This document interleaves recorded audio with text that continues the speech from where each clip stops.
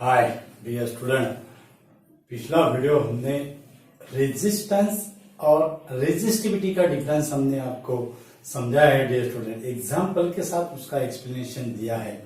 Okay, तो important ऐसा video है, डिफरेंस आ सकता है 3 मार्क के क्वेश्चन के बेस में, उस पर क्वेश्चन आ सकते हैं डियर स्टूडेंट, रेजिस्टेंस और रेजिस्टिविटी का डिफरेंस। ओके, तो आज जो है हम वो रेजिस्टेंस जो है, रेजिस्टेंस और रेडियस ऑफ वायर, उसका रिलेशन क्या है।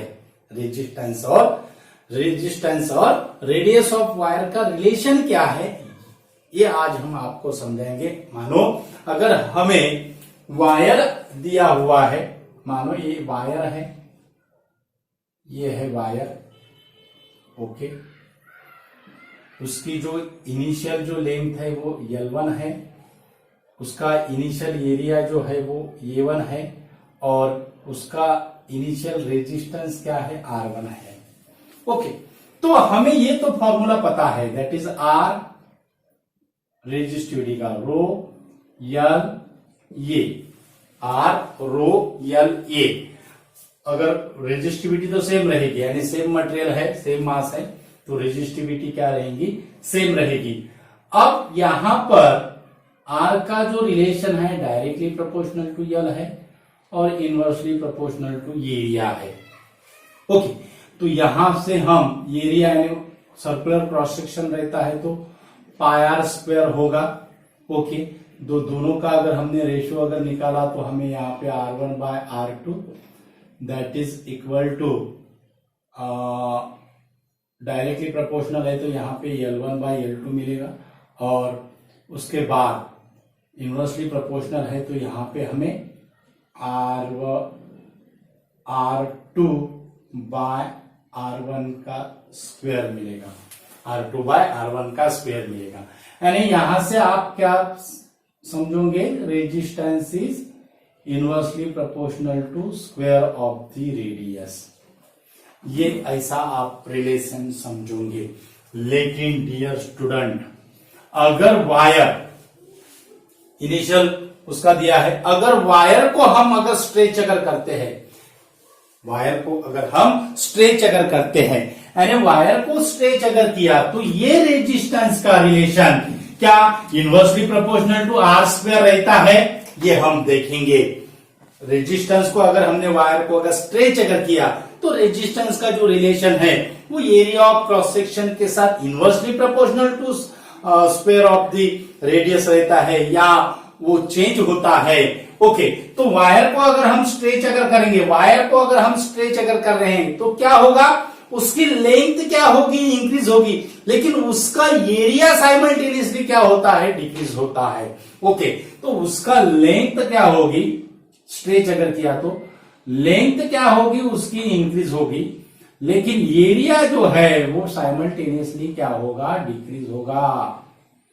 एरिया क्या होगा, साइमल्टेनियसली क्या होगा, डिक्रीज होगा। ओके, तो फाइनल जो लेंथ है ये L2 है, फाइनल जो रेजिस्टेंस है R2 है, और ये 2 उसका हमने एरिया कंसीडर किया है फाइनल स्ट्रेच, यानी ये L1 यानी इनिशियल लेंथ है, यानी बिफोर स्ट्रेचिंग, और ये है आफ्टर स्ट्रेचिंग।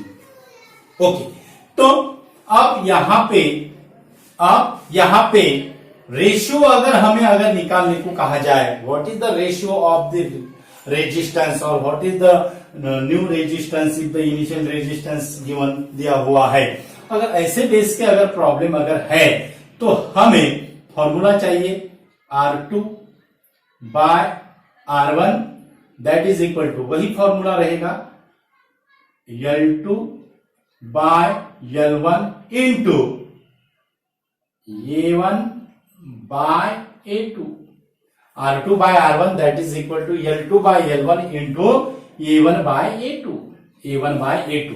ओके, अब यहां पे एक बात ध्यान में रखना है डियर स्टूडेंट, अगर हम वायर को स्ट्रेच अगर करते हैं तो उसका जो वॉल्यूम रहेगा, volume remain constant, volume remain constant, volume remain constant. अगर हमको अगर कहा जाए कि जो लेंथ जो है वो लेंथ इंक्रीज की हुई है, तो सिर्फ अगर हमें लेंथ दी हुई है, एरिया नहीं दिया हुआ है, तो हमें ये जो एरिया है, ये एरिया का रेशियो हमें लेंथ के इसमें क्या करना पड़ेगा, कन्वर्ट करना पड़ेगा।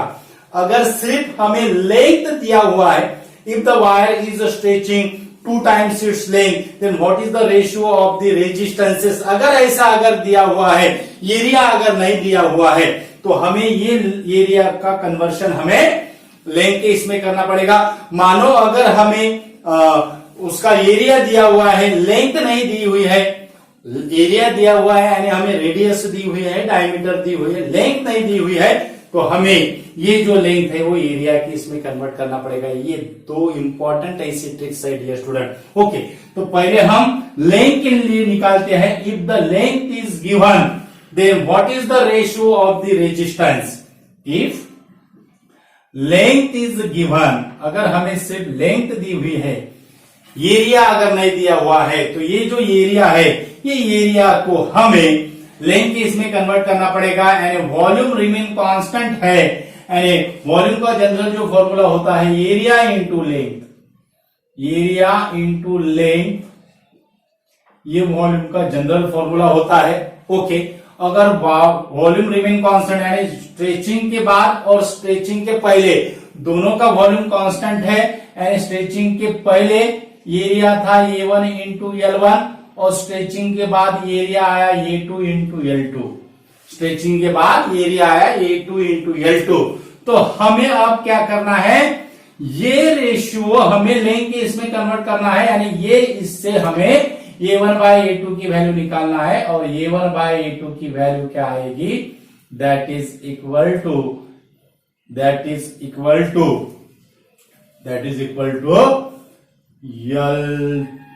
L2 by L1। A1 by A2 की वैल्यू क्या आएगी, L2 बाय L1। यानी ये जो A1 बाय A2 है, इसमें अगर हमने सब्स्टिट्यूट अगर किया तो R2 by R1 that is equal to L2 by L1 into L2 by L1 means यहां पे हमें मिल रहा है L2 का स्क्वायर और L1 का स्क्वायर। यानी यहां पे हम क्या रिलेशन निकालेंगे फिर, R is directly proportional to L square, R is directly proportional to L square. अगर वायर को अगर हम स्ट्रेच अगर करते हैं और उसका अगर हमें एरिया अगर नहीं दिया हुआ है, सिर्फ हमें उसकी लेंथ दी हुई है, if the length is increased by 3 times, if the length is increased by 3 times, if the length is increased by 2 times, then what is the new resistance? तो न्यू रेजिस्टेंस कितना होगा, अगर यहाँ पे अगर लेंथ अगर हम 2 टाइम्स से इंक्रीज अगर करते हैं, तो वायर की न्यू रेजिस्टेंस कितना होगा, that is equal to 4 times of the individual resistance. What is the new resistance? That is the 4 times of the individual resistance। तो इस तरह से हमने लेंथ का और रेजिस्टेंस का रिलेशन निकाला है। अब हमें रेडियस दी हुई है, यानी एरिया दिया हुआ है। If the area is given,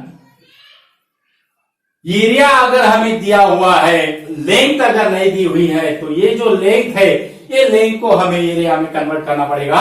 तो सेम हमें फॉर्मूला मिलेगा R2 by R1 that is equal to, अब ये फॉर्मूले से L2 बाय L1 की वैल्यू क्या होगी, L2 बाय L1 की वैल्यू क्या होगी, L2 बाय L1 की वैल्यू हमें जो मिलेगी वो L2 बाय L1 की वैल्यू यहां पे हमें क्या मिलेगी, that is equal to, same मिलेगा हमें A1 by A2, L2 by L1 की वैल्यू यहां से क्या मिलेगी, A1 बाय A2, यानी R2 by R1 that is equal to A1 by A2 का square, R2 by R1 that is equal to A1 by A2 का square, A1 by A2 का square. अब हमें रेजिस्टेंस का रिलेशन रेडियस के साथ निकालना है, और सर्कुलर क्रॉस सेक्शन होता है वायर का, तो उसका जो एरिया रहेगा वो सर्कल का एरिया रहेगा। यानी यहां पे हमें यहां पे हमें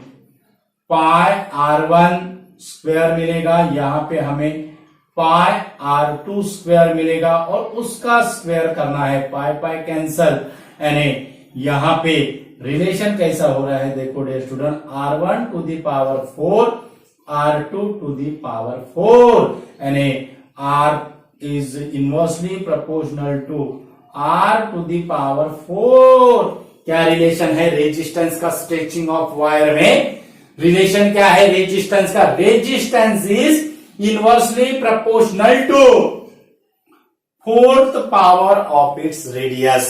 resistance is inversely proportional to fourth power of its radius. मानो अगर हमें ऐसा अगर कहा है, what is the new resistance if the wire is reduces its half diameter. Radius का और डायमीटर का सेम रिलेशन आएगा dear student, means half diameter है, यानी R is inversely proportional to, radius जो है तो डायमीटर का सेम रिलेशन रहेगा, R is inversely proportional to fourth power of diameter, fourth power of diameter. Okay, तो R2 बाय R1 कहा गया है हमें, न्यू रेजिस्टेंस हमें पूछा गया है R2 by R1, that is equal to, अब हम कैसे लिखेंगे, D1 by D2 to the power 4, D1 by D2 to the power 4, यानी D2 जो है वो डायमीटर जो है वो हाफ है, D1 से क्या है, हाफ है, D2 is half of the D1, then new resistance यानी R2 बाय R1 होना है, R2 बाय R1। तो न्यू रेजिस्टेंस R2 कितना होगा? अगर वायर को हम इस तरह से स्ट्रेच करते हैं, उसकी डायमीटर हाफ होती है इनिशियल डायमीटर से, तो न्यू रेजिस्टेंस कितना होगा? न्यू रेजिस्टेंस कितना होगा? तो हमें D2 और D1 का रिलेशन दिया हुआ है, D2 equal to half of D1, तो new resistance R2 initial resistance से कितना बढ़ेगा? तो इससे हमें D1 बाय D2 की वैल्यू क्या मिलेगी? D1 बाय D2 की वैल्यू, D1 बाय D2 की वैल्यू हमें क्या मिलेगी? That is equal to 2, that is equal to 2, means R2 जो रहेगा, R2 equal to 2 times of 4, D1 by D2 की वैल्यू हमें यहां से क्या मिल रही है? यहां से हमें क्या मिल रही है? 2 मिल रही है ये रेशियो से, तो R2 क्या होगा फिर? R2 equal to 2 to the power 4 into R1। D1 by D2 की वैल्यू अगर हमने 2 अगर रखी तो हमें ये मिलेगा, R1 इसको मल्टीप्लाइड होगा, means R2 equal to 2 times of the 4 means 16 times of R1। अगर डायमीटर अगर हाफ अगर होती है तो यहां पे हमें रेजिस्टेंस कितना इंक्रीज होगा? It is 16 times increases by the initial resistance, increase by the initial resistance। तो ये है डियर स्टूडेंट सिंपल ऐसा रिलेशन रेजिस्टेंस का और रेडियस ऑफ द वायर का। ओके, अगर मानो अगर उसने अगर ऐसा कहा है, length increase by 5%, if the length increase by 5%, 5% से लेंथ अगर इंक्रीज अगर होती है, ओके, तो उसका न्यू रेजिस्टेंस, वायर का न्यू रेजिस्टेंस की वैल्यू क्या होगी? न्यू रेजिस्टेंस की वैल्यू कितना होगा? न्यू रेजिस्टेंस की वैल्यू इनिशियल रेजिस्टेंस से कितना होगा? If the length increase by 5%। हमने पिछले आपको जब हमने स्पेसिफिक रेजिस्टेंस का कंसेप्ट समझाया था, अगर हम जो अमाउंट से लेंथ इंक्रीज करते हैं उससे डबल रेजिस्टेंस क्या होता है? इंक्रीज होता है। मानो यहां पे हम 5% से लेंथ इंक्रीज कर रहे हैं, तो रेजिस्टेंस जो होगा, न्यू रेजिस्टेंस जो होगा वो 10% से क्या होगा? इंक्रीज होगा। वो क्या होगा? 10% से क्या होगा? इंक्रीज होगा। Means R2 by R1 that is equal to 10 divided by 100। R2 by R1 that is equal to 10 divided by 100 means R2 equal to 0.1 of R1. R2 equal to 0.1 of R1. R2 equal to 0.1 of R1. अगर length increase by 5%, तो resistance double से increase होता है। हमने आपको पहले समझा है, यानी रेजिस्टेंस जो होगा वो क्या होगा फिर, दैट इज इक्वल टू 10% से क्या होगा, इंक्रीज होगा। मीन्स उसका जो रेजिस्टेंस जो रहेगा वो रेजिस्टेंस की वैल्यू कितनी आएगी फिर, दैट इज 0.1 ऑफ R1। कितने आएंगी, R2 equal to 0.1 of R1। R2 equal to 0.1 of R1। अगर आपको R1 की वैल्यू अगर दी हुई है तो आप इजीली यहां से R2 की वैल्यू निकाल सकते हो। तो इस तरह से हमने सिंपल ऐसा रिलेशन आपको समझा है, रेजिस्टेंस का और रेडियस का क्या रिलेशन है वो हमने न्यूमेरिकल के साथ, एग्जाम्पल के साथ, न्यूमेरिकल एग्जाम्पल के साथ आपको एक्सप्लेनेशन दिया है। तो सिंपल ऐसा इजी ऐसा वीडियो है डियर स्टूडेंट, ज्यादा से ज्यादा स्टूडेंट को शेयर कीजिए। हमारे चैनल पे अगर नए अगर यूजर है तो हमारा चैनल सब्सक्राइब कीजिए। चैनल का जो नाम है वो है equinox physics. Thank you so much.